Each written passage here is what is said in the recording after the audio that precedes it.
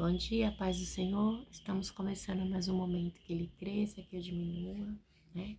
Quem vos fala aqui é missionária Nadira Urbano. Sou missionária e psicóloga pela misericórdia do Senhor, né? Hoje nós vamos estar meditando em Isaías 53. Mas antes de começar, a gente tem que orar, né? Um minutinho só de oração. Deus, meu Pai, em nome de Jesus, Senhor, nessa hora eu peço perdão pelas minhas falhas, pelos meus pecados que são inúmeros, Pai. Deus, eu apresento nessa hora, Pai, a vida de cada um, Senhor. Deus que está ouvindo, Pai, que vai estar ouvindo também, Pai, o programa Momentos que Ele Cresça, que eu diminua. Visita cada lar, cada família, visita a necessidade, Pai, daqueles que precisam, Pai, de um milagre, de um socorro neste dia. Ah, Paizinho querido, eu sei que o Senhor conhece a necessidade de cada um. Visita, Pai, aquele que está enfermo do corpo, da alma. Visita aquele que está desempregado, que não tem nada para colocar na mesa. Abre as portas, envia o mantimento. Ah, Senhor, toca alguém para que faça um pix, para que leve uma cesta básica. Eu não sei, Senhor, mas opera, Pai, um milagre na vida dessa pessoa que precisa de um socorro. Senhor Deus, eu apresento também o meu lar, a minha família, o ministério, o chamado. Deus, que cada vez, Pai, que eu venha entrar na Tua presença, que eu venha ler a Tua palavra, Senhor, que eu venha diminuir cada dia mais, que o Senhor venha crescer. Deus, eu te agradeço pela oportunidade de poder ler a Tua palavra, de poder meditar na Tua palavra, de poder, Senhor Deus, acreditar que é do Senhor que vem o meu socorro, porque sua mãe diz no Salmo 121, eleva os meus olhos para o monte, de onde me virá o socorro? Meu socorro vem do Senhor que fez os céus e a terra. Deus, alcança cada vida, cada família. É que eu te peço nessa hora. Visita os hospitais também, Pai. Visita, Pai, aquela pessoa que está passando por problemas mentais, físicos, emocionais. Visita, Pai, aquela mulher que perdeu o esposo que perdeu a mulher, a filha que perdeu a mãe que perdeu a filha. Visita, Pai, aqueles que perderam um ente querido. É que eu te peço neste dia, em nome do Pai, do Filho e do Espírito Santo de Deus. Amém? Que Deus abençoe, né? Senhor Deus, vamos entrar na Tua palavra. Diz assim, Isaías 53, fala de Jesus, tá? Do futuro ali, da morte de Jesus. Isaías já estava prevendo, né? O futuro. O próprio Espírito Santo de Deus, né? Mostrou para ele e ele passou para mim e para você. Com riquezas de detalhes, né? Então vamos lá. Quem creu em nossa mensagem e a quem foi revelado os braços do Senhor, ele cresceu diante dele como um broto tenro e como uma raiz saída de uma terra seca. Ele não tinha qualquer beleza ou majestade que nos atraísse. Nada havia em sua aparência para que o desejássemos. Foi desprezado e rejeitado pelos homens. Um homem de dores, experimentado no sofrimento. Como alguém de quem os homens escondem o rosto. Foi desprezado e nós não tínhamos em estima. Certamente ele tomou sobre si as nossas enfermidades e sobre si foi levado as nossas doenças, contudo nós o consideramos castigado por Deus atingido e afligido. Mas ele foi transpassado por suas transgressões, foi esmagado por causa de nossa iniquidade. O castigo que nos trouxe a paz estava sobre ele, pelas suas feridas fomos curados. Todos nós, tal qual nos desviamos, cada um de nós se voltou para o seu próprio caminho. O Senhor fez cair sobre ele a iniquidade de todos nós. Ele foi oprimido e afligido, e contudo não abriu a sua boca. Como um cordeiro, foi levado para o matadouro, e como ovelha que diante de seus tosqueadores fica calada. Ele não abriu sua boca. Com julgamento opressivo, ele foi levado, e quem pôde falar dos seus descendentes? Pois ele foi eliminado da terra dos viventes. Por causa da transgressão do meu povo, ele foi golpeado. Foi-lhe dado um túmulo com os ímpios, com os ricos em sua morte, embora não tivesse cometido nenhuma violência, nem houvesse nenhuma mentira em sua boca. Contudo, foi da vontade do Senhor esmagá-lo, fazê-lo sofrer. Embora o Senhor tenha feito da vida dele uma oferta pela culpa, ele verá sua prole e prolongará seus dias. É a vontade do Senhor prosperará em suas mãos. Depois do sofrimento de sua alma, ele verá a luz e ficará satisfeito. Pelo seu conhecimento, meu servo justo justificará muitos e levará a iniquidade deles. Por isso, ele lhes darei uma porção entre os grandes, e ele dividirá os despojos com os fortes. Portanto, ele derramou sua vida até a morte, e foi contado entre os transgressores, pois ele levou o pecado de muitos pelos transgressores e intercedeu. Meu Deus, meu Pai, em nome de Jesus, Senhor, nessa hora, na tua presença mais uma vez, pedindo perdão pelas minhas falhas, pelos meus pecados. Deus, eu apresento nessa hora, Senhor, em nome de Jesus, Pai, essa palavra que o Senhor me deu hoje, assim que eu terminei de orar. E eu te peço, Senhor Deus, que eu venha diminuir, que o Senhor venha crescer, e que eu só venha falar aquilo que o Senhor tem que falar para mim, e para aqueles que vão estar ouvindo. É o que eu te peço, em nome do Pai, do Filho e do Espírito Santo de Deus. Amém. Então, essa palavra, você já viu, ela já foi descrevendo tudo ali que Jesus passou, né? Então, assim, é tão tremendo, porque ela deixa bem claro quem creu em nossa mensagem. E aqui foi revelado o braço do Senhor. Quem creu, igreja? Quem creu? Quantas pessoas creem na palavra do Senhor, né? Tem muita gente, igreja, que tem pregado o evangelho, mas quando o evangelho ele é pregado, as pessoas não dão crédito. Porque o evangelho, ele significa renúncia, né? E quando diz renúncia, as pessoas não querem. Porque renunciar tipo assim, se você gosta de mentir, de contar papo, de fazer as coisas que vai contra as coisas do Senhor, então quem quer renunciar? Quem vai dar crédito, né? Ah, não, eu acho até interessante alguém falar assim, não, eu não tô feliz assim mesmo, eu tô bem assim, eu quero viver a minha vida, eu gosto de curtir a vida, né? Gente, Deus ele é tão legal, Deus é tão bom, que ele deu o seu filho e deu a escolha também, né? Nós temos sobre nós o pecado adâmico, o pecado de Adão. Então, assim, a carne, ela sempre vai tender para as coisas da carne, sempre vai tender. Igreja, é gostoso? É gostoso. Mas quando seus olhos são abertos, a história muda, é totalmente diferente, né? Quando seus olhos. Aí você olha, você fala, cara, eu fiz isso, né? E aí você não consegue mais se enquadrar naquilo que para você é normal. Por quê? Porque você deu crédito à palavra do Senhor. Agora, aqueles que não dão. Igreja, às vezes é tão difícil você chegar para uma pessoa que gosta de praticar. Ela tá fazendo, para ela tá certo. E aí? Mas só quem liberta o homem do pecado é Deus. Né? É a expressão de Deus que convence o homem do pecado. Então, às vezes você pode bater, mas aquela pessoa, ela vai ter o encontro dela com Deus, né? Não adianta você ficar, você vai pro inferno, você vai pro inferno, se você fazer, ele vai pro inferno. Igreja, não adianta, não adianta. As pessoas escolhem se elas querem ir pro céu, se elas querem ir pro inferno. Nós temos uma escolha, e nós temos esse direito de escolher. Você tá entendendo? Eu tenho o direito de escolher se eu quero servir a Deus, ou se eu quero servir a carne, se eu quero servir as minhas vontades. Então, assim, e é muito chato quando a gente fica pra alguém, você vai pro inferno, você vai pro inferno, você vai pro inferno, né? E às vezes a gente tem que deixar, a gente tem que orar e deixar entregar nas mãos do Senhor, né? Então, assim, ele cresceu diante dele como um broto tenro e como a raiz saída de uma terra seca. Ele não tinha qualquer beleza ou majestade que nos atraísse, mas ainda havia em sua aparência, para que o desejássemos. Foi desprezado, rejeitado pelos homens, um homem de dores e experimentado no sofrimento. Como alguém de quem os homens escondem o rosto, foi desprezado e nós não tínhamos em estima. Então, se Jesus aqui na terra as pessoas não estimavam, a gente vê que os judeus queriam destruir, queriam matar os fariseus, gente do céu, os sacerdotes então, porque era algo assim que Jesus ele veio mesmo como divisor de águas, né? Ele veio para separar o ímpio do justo. Então, o que acontece? Os sacerdotes estavam lá e se achavam o máximo, né? Então, eles que faziam expiação, né? Contra o pecado, eles que faziam tudo. Aí vem Jesus. E sabe o que é mais interessante? Porque antes da vinda de Jesus, veio João Batista, né? Aquele que endireitaria o caminho no deserto. E João estava pregando no deserto. As pessoas saíam das sinagogas, né? Saíam ali dos templos, ali onde o sacerdote estava para ir no deserto ouvir João, né? Então já começou ali a quebrar. Já começou a quebrar ali, já foi um divisor de água.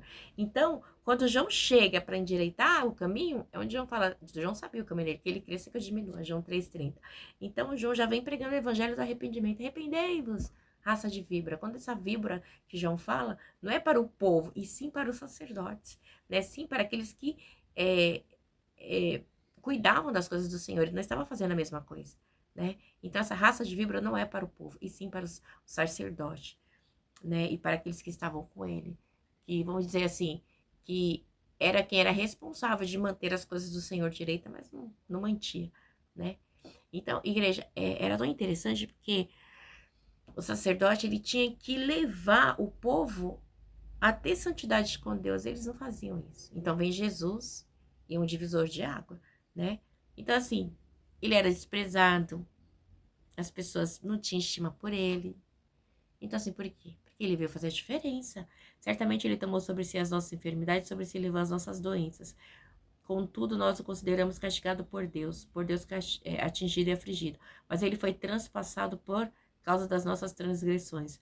Foi esmagado por causa de nossas iniquidades. O castigo que nos trouxe a paz estava sobre ele, pelas suas feridas fomos curados. Jesus, ele foi literalmente moído, igreja. Literalmente moído mesmo. Sabe uma carne moída? Ele foi moído, né? Escoteada que ele levava, cuspida na cara.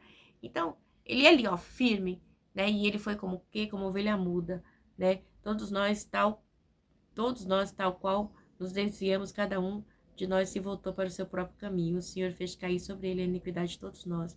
Ele foi oprimido e afligido, contudo não abriu a sua boca, como o cordeiro foi levado para o matadouro, e como uma ovelha que diante de seus tosqueadores fica calada. Ele não abriu sua boca. Com julgamento opressivo ele foi levado. E quem pôde falar dos seus descendentes? Pois ele foi eliminado da terra dos viventes por causa da transgressão do meu povo. Ele foi golpeado. Então, assim, Jesus, ele foi literalmente eliminado. Ele não teve um julgamento justo. Porque, assim, quando chegou, eu falei assim, ele tava lá, 2 bandidos na cruz, né? E fala assim, solte Barrabás ou solte Jesus, né? E aí preferiu soltar Barrabás, né? E Jesus foi lá pra cruz. E aí tinha um crucificado do lado, outro do outro. Então, eles preferiram um bandido. Então a igreja não foi algo justo, né? Porque assim, mas foi permissão de Deus, eu já tinha um plano, né? E mesmo eles não sabendo, a história ia continuar. Mas ali eles achavam, né, os judeus, que eles estavam sim pensando, não, sacerdote, não, mata esse Jesus, quer dizer, ele vem pra cá querer trazer contenda, querer vir com esse evangelho aí, esse judeu, não sei o quê, né? Então, assim, e ele via, ele tanto que que os judeus, eles falam que Jesus é um líder que foi levantado, né, para liderar os cristãos, para fazer a seita dos cristãos, né? É um líder aí religioso, dizer Jesus como líder religioso. Nós vemos Jesus como nosso Salvador, como salvação, né, das nossas vidas, da nossa alma. Glória a Deus por isso, né? Mas eles não aceitaram. E você pensa, Jesus que não tinha pecado nenhum, né? Preferiram um bandido do que ele. Ora, da surimi de comandar. E hoje em dia, igreja, não é diferente, não. Jesus está aí. E o Espírito Santo de Deus está aí, convencendo o homem do pecado. Mas o homem prefere o pecado. Se a pessoa chega pregando a palavra do Senhor, só lendo. Eu não quero pregar o que eu tenho, eu quero pregar o que a palavra tem para mim e para você. A gente lê a palavra, e a palavra é aquela que vai falar comigo e com você, né? Porque João diz assim, a palavra veio para os seus não receberam. E todo quanto receberam deram o poder de serem feitos filhos de Deus. Então, se você recebe a palavra, né, o Espírito Santo de Deus vai morar em você e ele vai te convencer do pecado. Eu não estou falando que você vai mudar a sua vida. Não, tudo é um processo, né?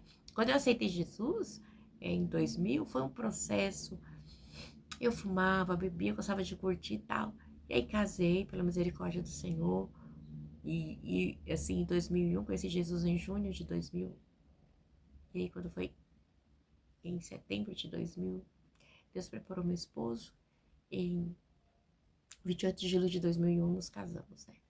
Eu fumava.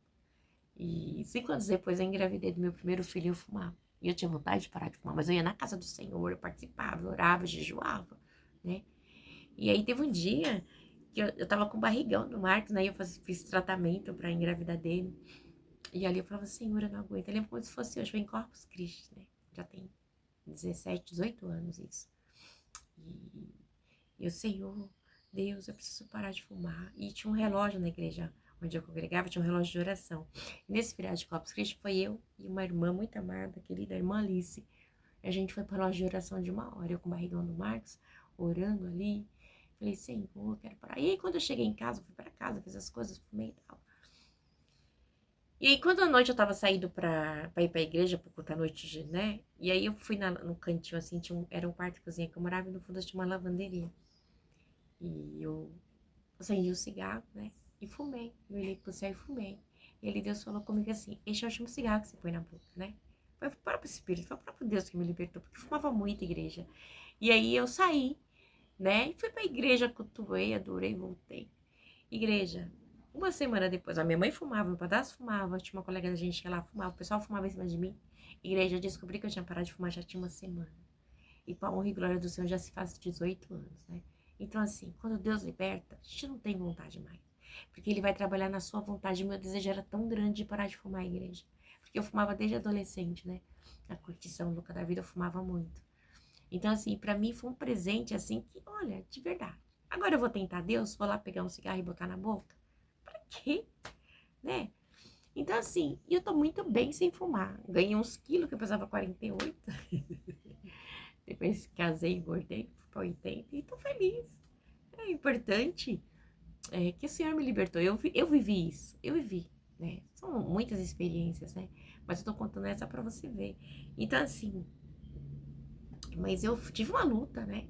Eu orava, buscava, jejuava, Senhor, me liberta. Aí, por causa de Deus, passou perfume, escova a boca, né? E eu tinha vergonha, igreja, de fumar.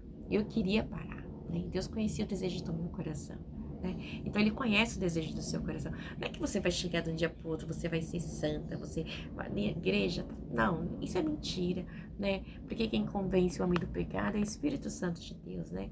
E é o quê? É uma caminhada, né? É uma caminhada. Aí você vai ouvir na palavra, você vai no culto.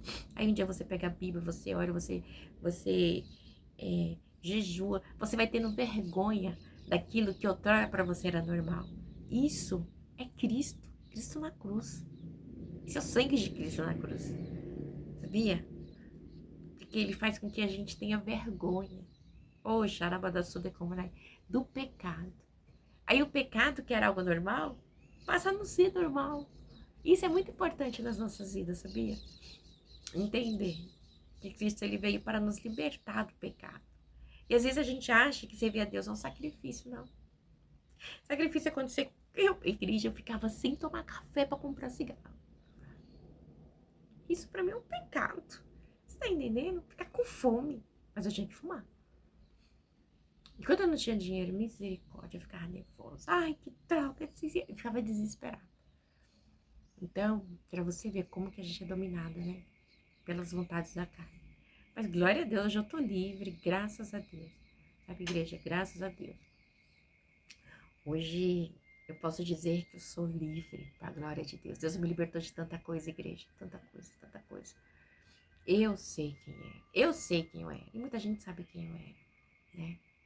Então, assim, Deus mudou a minha história. Então, assim, vai fazer o quê? Agradecer, orar, glorificar, jejuar, clamar o nome do Senhor, né? Isso é muito importante. Quando Deus ele escolhe, com o tempo ele vai trabalhando, né? As nossas vidas.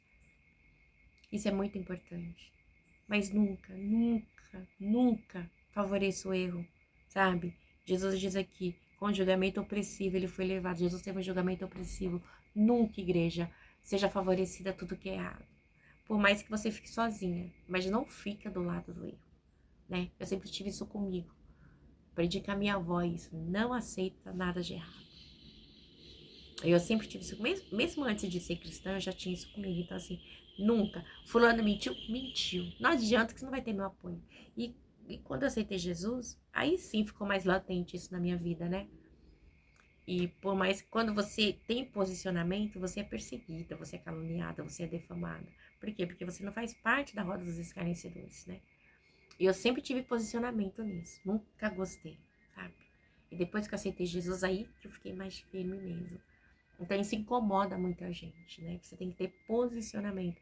Então, quando você olha para as coisas, você olha com olhos diferentes, espiritual. Então, se você serve a Deus, jamais você vai participar de coisas erradas, né? De uma calúnia, de uma perseguição, de um roubo, de um suborno. Não pode. Isso não pode fazer parte da vida do cristão. De jeito nenhum, né? Nós não podemos fazer parte. Jesus ele já teve um julgamento opressivo, um julgamento ruim, um julgamento errado. E por que que a gente vai fazer parte de coisas que não agrada a Deus, né? Você prefere ficar a favor da mentira. Mas é muito importante a gente entender também que sempre que a gente vai fazer o que é certo, vai ter uma multidão contra você. Mas o mais importante é que o Pai, o Filho e o Espírito Santo de Deus está com você. A palavra do Senhor diz que se eu for para o mais profundo abismo, lá ele vai estar. O temor do Senhor é princípio da sabedoria. Então, igreja, toda vez que você fizer alguma coisa errada, pode ter o mundo inteiro contra você. Mas se Deus sabe que você está certo, que você não é culpado, o importante é isso. Oranda sude comanai. Porque é Ele, a palavra do Senhor diz também assim, nós não devemos temer o homem que mata o corpo, mas nós temos que temer a Deus, que mata o corpo e joga o espírito e joga a alma no inferno, né? Então isso é muito duro, né? Jogar a alma no inferno. Então às vezes as pessoas acham que elas estão aqui na vantagem. Ah, eu tô ganhando, eu tô roubando, eu tô mentindo, eu tô fazendo bolinho, eu tô fazendo isso, achando que... Gente, é muito sério. Isso não é vantagem, não. Vixe. A palavra diz assim, que vantagem ganha o homem perder a tua alma e ganhar o mundo inteiro. Que vantagem você tem? O inferno. Só esse. Mas nenhum. Então nós temos que ter convicção do que é certo, né? Jesus, ele não teve o julgamento justo. E sabe que é tão interessante? Porque Pilatos fala assim, eu vou lavar a mão desse sangue inocente. Eles pensam, não, cai o sangue dele sobre nós e nossos filhos. Eles ainda pediram. Caia sobre nós o sangue deles e nossos filhos. E depois, igreja, acho que 70 anos, mais ou menos, depois da morte de Jesus, 70 anos depois de Cristo, né? Teve um massacre e os cristãos, eles foram, assim, massacrados, né? Pegou fogo ali, acho que em Roma, se eu não me engano agora, e eles culparam os judeus, porque só na parte deles não tinham pegado fogo, né? Então eles culparam eles de ter pegado fogo, mas na realidade não foi eles, né? Eu esqueci agora, não lembro se foi Nero. Não lembro que botou fogo na cidade. E ali teve um massacre horroroso, sabe? Depois acabaram com eles. Então o sangue veio sobre eles mesmo, né? Então assim, não adianta. Aquilo que o homem semeia, ele vai colher, igreja. Então não adianta, né? Deus, ele sempre vai cobrar aquilo que você faz. Aquilo que você faz, você vai pagar, vai ser cobrado ou aqui ou no inferno. De 2, 1. Tem jeito, filho. O que você fizer, cobra. Às vezes a gente se indigna. Senhor, fulano tá mentindo, enganando, roubando. Mas Deus, não acontece nada. Aos nossos olhos humanos, não acontece. Mas no mundo espiritual, a coisa é séria, igreja. A coisa é séria, né? A coisa é séria. Foi-lhe dado foi-lhe dado um túmulo com os ímpios e com os ricos em sua morte, embora não tivesse cometido nenhuma violência. Nem houvesse nenhuma mentira na sua boca. Contudo, foi da vontade do Senhor esmagá-lo, fazê-lo sofrer, e embora o Senhor tenha feito da vida dele uma oferta de culpa, ele verá sua prole e prolongará seus dias, e a vontade do Senhor prosperará em sua mão. Você sabe que em Levítico fala da oferta da culpa, né? Aí vinha o bode, o sacerdote pegava ali, botava a mão nele, pegava toda a culpa ali do povo, né, que tinha culpado, e passava para o bode. E Jesus, ele fez isso, ele recebeu todos os nossos pecados sobre a vida dele, orando a sua declaração. Ele é o sacerdote, ele é o sumo sacerdote, ele é o eterno sacerdote, ele é tudo, igreja. Tudo e mais tudo e mais tudo, e não tem mais. Nossa, Deus é tudo, Jesus é tudo na nossa vida, igreja. Como tem gente que rejeita? Rejeita, mas rejeita mesmo, de cuspir, de blasfemar, né? Mas, igreja, a salvação não é para todos, né? É uma separação entre os ímpios e os justos, né? Não adianta a gente querer achar que todos vão ser salvos. Não vai, igreja, né? Porque a vida é feita de escolhas. Nós temos o pecado adâmico sobre as nossas vidas. Então, a vida é feita de escolha. Não tem muito o que fazer, né? Você que escolhe. Ele não põe uma arma na nossa cabeça, vai me servir. Não, acabou. Você escolhe. Tá lá. Você ouviu, você não quer? O problema é seu, né? O de pregar o evangelho a toda criatura está sendo pregado. Agora, se você não quer, problema seu, né? Não vai dizer que você não teve chance, né? Por isso que quando fala, Jesus está voltando. Claro que está voltando. Desde 2000 ele está voltando, desde quando ele subiu, né? Há 2000 anos atrás. Mas a palavra do Senhor, de pregar o evangelho a toda criatura, né? Então, assim, eu creio que vai pregar, ainda tem muitos lugares que não conhecem ainda a palavra, né? Jesus volta toda hora, igreja. Toda hora ele tá voltando. Milésimo de segundo. Cada hora um morre. E ele tá voltando. E aí? Né? Ele volta em todo tempo. Ele não para de voltar. A gente que para de esquecer que ele está voltando em todo tempo. Né? E aí diz assim, depois do sofrimento de sua alma, ele verá a luz e ficará satisfeito pelo seu conhecimento. Meu servo justo justificará muitos e livrará a iniquidade deles. Então foi o que Jesus fez, gente. Ao terceiro dia ele ressuscitou, nós estamos aqui, ele trouxe luz, ele trouxe paz, ele trouxe salvação para mim e para você, igreja. A salvação é algo que não tem explicação, igreja. Igreja, olha, diz assim a palavra do Senhor, que por um homem entrou o pecado, porque por Adão, e por outro foi tirado. Né? Então assim, Jesus, ele nos deu a escolha. Agora, cabe a mim você escolher.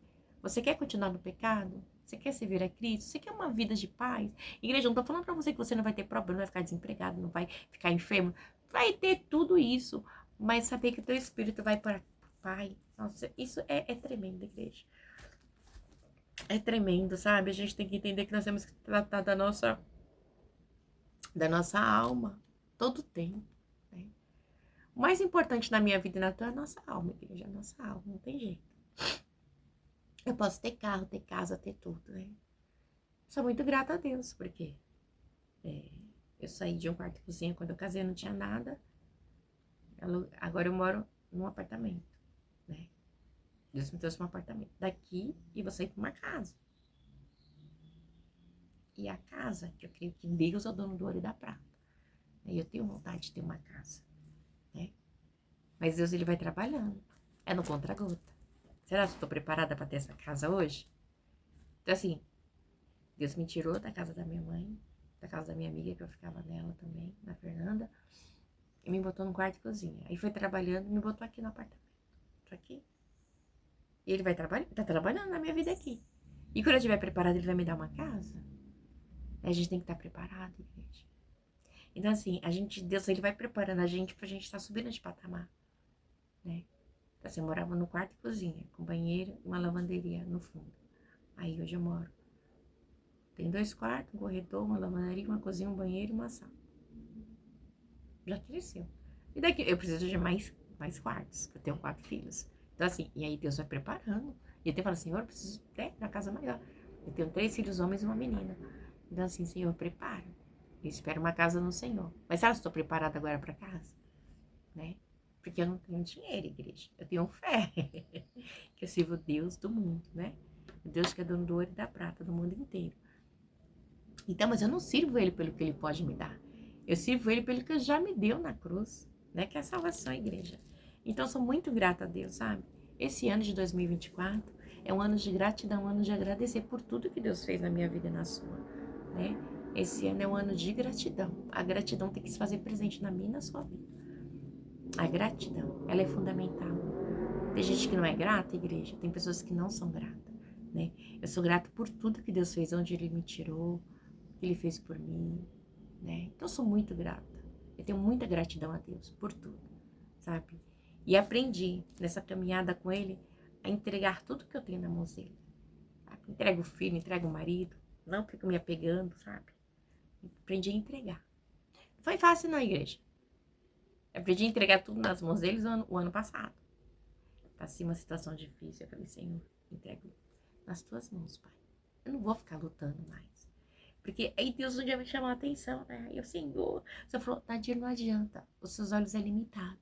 Mas os meus olhos estão em todo lugar. Descansa. Entrega nas minhas mãos.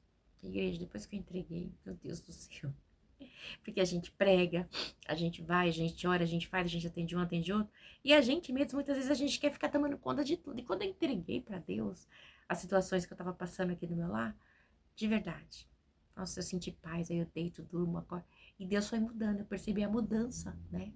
Mudança. Às vezes a gente quer cobrar, né? E a gente não pode estar cobrando, né?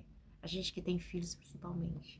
A gente quer que ele esteja na igreja, quer que esteja louvando, não sei o quê. Ai, você fica aí, você vai pro inferno, não sei o quê, não sei o quê. Olha, você não tá vigiando. Então, descansa ao tempo determinado para todas as coisas, né? E a gente acaba descansando, né? Eu aprendi a descansar. Não foi fácil na igreja, com filhos adolescentes, né? Mas eu aprendi a descansar. E depois que eu aprendi a descansar, Do meio do ano para cá, ficou mais fácil. Aí eu comecei a ver, né? Deus foi trabalhando, orando da Suda e Kumanai. E eu comecei a ver a mudança. Né? No mês de outubro já comecei a ver a mudança aqui em casa. Né? Já comecei a ver Deus trabalhando, trabalhando, trabalhando. Então, assim, foi tremendo o que Deus fez, né? E tô aqui agradecendo a Deus, né? E eu sei que aquele que começou a boa obra na vida dos meus filhos vai terminar, né? Aquele que começou a boa obra na minha vida vai terminar. Então a gente tem que aprender a descansar no Senhor. E não é fácil descansar na igreja, não é. Não é mesmo, né? A gente prega, a gente fala, a gente estuda a palavra. E mesmo assim, muitas vezes a gente quer estar cuidando, segurando. Parece que Deus não está no controle, né? Quando Deus me chamou a atenção na Gi, seus olhos são limitados. Nossa igreja daquele dia assim, sabe? Eu fiquei assim tão... Falei, meu Deus, eu oro tanto, eu peço tanto. E fico botando e tirando da sua mão. Não, Deus, agora eu vou botar e descansar e dormir. Aí um dia uma irmã veio em casa, eu falei com ela, falou, ai, mãe, mas seus filhos... Eu falei, irmã, não, eu sirvo Deus, Deus mandou entregar nas mãos dele, tá na mão, melhor mão do mundo. Então eu vou deitar e dormir e descansar, e é o que eu tô fazendo, né? E eu sei que Deus está trabalhando, e ele vai continuar trabalhando. Ele começou a boa obra, é fiel para terminar. Eu sei que a irmã ficou meio escandalizada, mas igreja, na boa, né? Eu não vou mais ficar chamando, gritando, falando, ai, você vai, vamos. Não, sabe por que, igreja? A salvação é algo muito individual, é particular. A salvação é algo individual. Só cabe a mim e a você orar e interceder. E os meus filhos, eles têm que ter o encontro dele com o Senhor, né? Eles nasceram na casa do Senhor, cresceram, louvavam, pregavam. Então, assim, você tem filhos adolescentes, não é fácil, né? Mas eu sei que eles têm que ter o encontro deles com Deus. Porque a palavra foi plantada, né? Ensina a criança no caminho que deve andar, como diz o provérbio. Então, a gente ensinou. Eles andavam comigo, eu pregava, eles louvavam e tudo. Então, eles vão ter encontro deles com Deus. Eu sei que vai ter, no momento certo. Porque eles sabem quem é Deus, né? Eles sabem o Deus que a gente serve. Aqui em casa, a gente sempre dá um exemplo. Sempre, né? É o que eu costumo dizer. Eu não quero ganhar o mundo lá fora e perder a minha família aqui dentro. O meu exemplo primeiro é aqui dentro da minha casa. O primeiro ministério é a minha casa, né? Então, eu tento dar sempre bom testemunho. É em todos os âmbitos aqui em casa, né? Então, assim, eu sei que eles observam, porque depois eles falam, né? Então, mas é pra você que eu não grito, grito, a gente grita, assusta, você tem que ver. Mas eu sou bem assim, espontânea, do jeito que eu tô falando com vocês, né? Então, primeiro ministério aqui em casa. Não importa o que os outros lá fora falam. O importante é aqui dentro da sua casa, né? Porque é algo que Deus entregou pra você, que Deus entregou pra mim. E o Pai, o Filho e o Espírito Santo de Deus está olhando a minha casa. Então, assim, o que adianta eu pregar lá fora, toda bonita, e aqui em casa? Como é que é? Como é que é a convivência, né? E eu prezo muito pela convivência da família, né? Família. Porque eu não tive uma família unida. Então, eu prezo muito pela família, né? Então, assim, já vou fazer 23 anos de casada. E eu prezo muito pela família, pelo matrimônio, né? Eu sou bem tradicional nessa parte, bem tradicional mesmo. Né? A família é tradicional mesmo. E a gente tem essa dificuldade, né? E meus filhos eles falam, ai mãe, eu falo, não, filho, não abro mão. É porque eu sirvo um Deus de princípios, então não abro mão das coisas do Senhor, não adianta, não adianta. O que é certo para Deus sempre vai ser certo para mim. E o que é errado para Deus sempre vai ser errado. Então não adianta. Eu amo vocês, mas acima de vocês eu amo o Pai, o Filho e o Espírito Santo de Deus. Na raça de Kumanai. Então o que Deus falar é lei, entendeu? O que Deus falar para mim, tá falado. Não adianta, não adianta, né? Porque o que Deus falar, tá falado. Entendeu? Prefiro obedecer a Deus do que agradar meus filhos. E eles sabem disso. Meu esposo também. Então, meu apoio no que é errado não vai ter. Sabe por quê, igreja? Porque Deus me chamou para fazer a obra. E Deus me chamou para fazer a diferença. Então, assim, se eu não fizer a diferença, não adianta, igreja, né? Por isso eu glorifico a Deus sempre. Eu já falando de mim, né? E por isso eu lhe darei uma porção entre os grandes, e ele dividirá os despojos com fortes. Porquanto ele derramou sua vida até a morte, foi contado entre os transgressores. Pois ele levou o pecado de muitos pelos transgressores e intercedeu. Olha despojo. Despojo era assim, antigamente quando os reis saíam para a guerra, né, havia guerra, né, eles iam, ganhavam, aí eles pegavam, né, dos seus adversários, né? O dispor dos animais, roupas, e levava e dividia entre si, né? E Jesus, ali na cruz, ali na sua morte, ele dividiu a salvação. Ele despojou na Amanda Suda e Comanai. Então, ele dividiu comigo e com você, igreja. Olha que coisa linda. No 12, 53, 12. Por isso eu lhe darei uma porção entre os grandes. Né? Ele está lá à direita do Pai. Orando a Suda e Comanai. Jesus. Ele dividirá o despojo com os fortes, porquanto ele derramou sua vida até a morte. Ele morreu e ao terceiro dia ele ressuscitou. E foi contado entre os transgressores, pois ele levou o pecado de muitos pelos transgressores intercedeu. Ele está intercedendo por mim e por você. Lá na cruz tinha 2 ladrões. Um se arrependeu. Lembra de mim, Senhor. Hoje mesmo estarás comigo no paraíso. Pronto, acabou. E você? Você quer estar no paraíso com Cristo? Ei, o despojo foi dado, o despojo foi grande, igreja. O despojo foi para o mundo inteiro. E a gente não sabe o dia que ele vai voltar. Mas enquanto ele não volta, nós podemos estar procurando melhorar a cada dia para que o nome dele seja glorificado e exaltado, seja entronizado. Aleluia. Naranda Suda Kumanai. Para que possamos estar, né, junto com ele, né, nessa peleja. E é isso, igreja. Pensa bem. Vale a pena servir a Jesus? Claro que vale. Que a graça e a paz do nosso Senhor Jesus Cristo esteja com você, viu? Hoje e sempre. Que Deus abençoe. Beijo, fica na paz do Senhor Jesus. Um dia abençoado, cheio da presença do Senhor.